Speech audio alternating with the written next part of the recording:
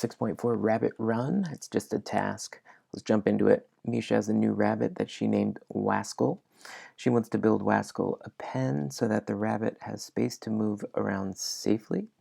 Misha has purchased 72-foot roll of fencing to build a rectangular pen. All right, if Misha uses the whole roll of fencing, what are some of the possible dimensions of the pen? Well, just right off the bat, some possible dimensions are. Now remember, it's 72 feet. 72. So we're looking at the perimeter of a rectangle. So if she just has a rectangle that's 1 foot wide and I guess 35 feet long, you're gonna have your 72 feet there.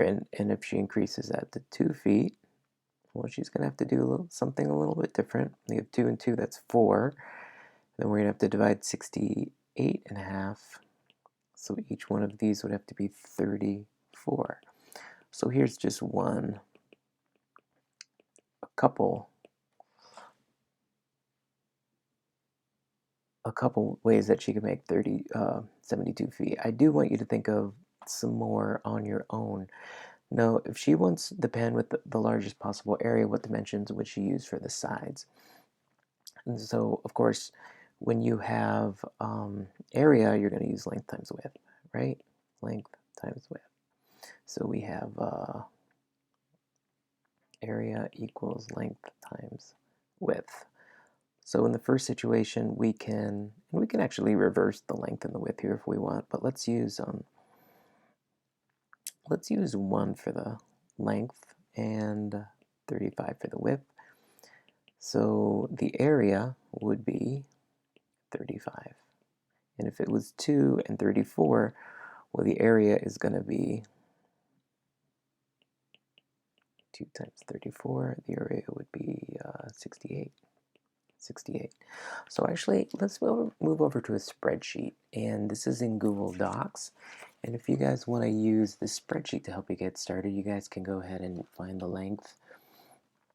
And the width, of course, would have to be 34 in this case. And then the area is going to be, and you can use a formula here, area equals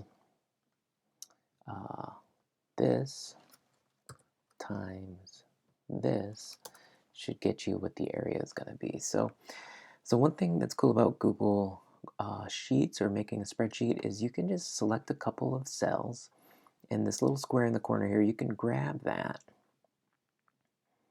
If it turns into a little plus, when it turns into a plus like that, you can grab that, you can pull that down. It's just going to repeat everything in this column. And then if you went over here, you can do the same thing. You can grab that, and it's going to repeat everything in this column. And then finally here for this one, if you give it a formula, you can grab that. It's going to repeat everything in that formula for you. So as you can see, the length times the width, it's going to be growing at a certain rate. And we can actually just like grab everything and get that little plus sign there and grab all of that down. And as you can see, the length and the width, they're changing. Whoops, that's not what I want to do. I want the plus sign. It's changing and changing and changing until you're going to get 0. Of course, we can't have a width of 0, but in this case, let's just keep that. So if you notice, the area is going to be maximized by a certain length and width that you guys are going to have to find. That's going to be around here somewhere.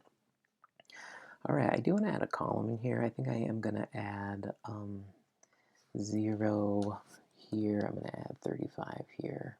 I'm going to add 36.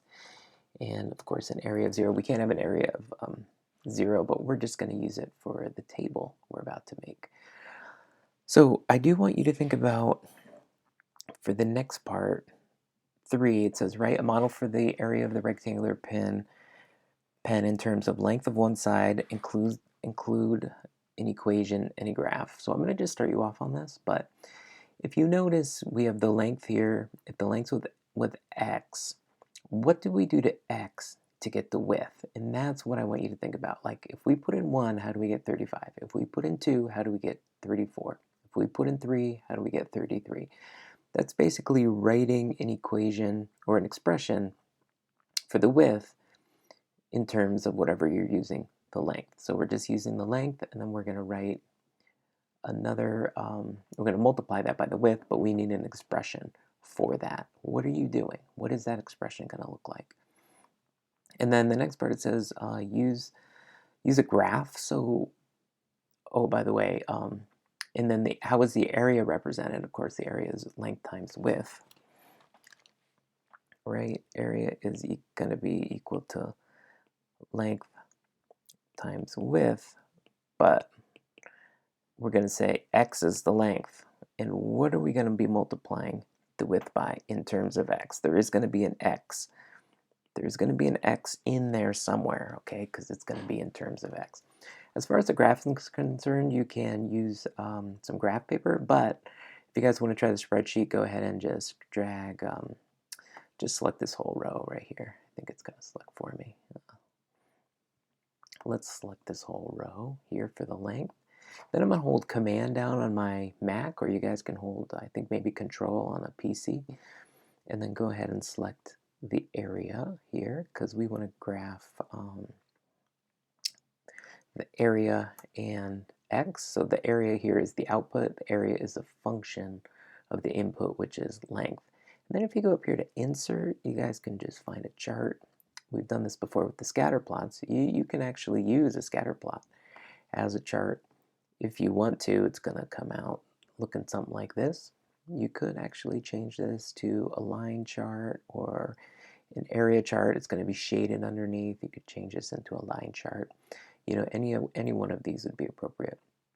The line chart's great because if you have, like, you know, a half, if your length is a half, it'll show you what the area is. Before, when we're looking at this discretely with just the points that we put in, it's just going to give you like an individual point. But, you know, is this continuous? Yeah, you know, it might be, because we can have fractions of the length. Anyway, pick one of these, go ahead and stick that in. I think we can maybe hit enter. I'm going to select this. All right, and there is our, there's our graph. So what kind of function is this, and how do you know? I do want you guys to think about what do you know? Just take a look at that. Just, this is a parabola. The shape that is created there, it's a parabola, and this parabola opens downward. It opens up downward, okay? Anyway, just write some stuff down that you can think of, and we'll discuss this tomorrow. All right, good luck.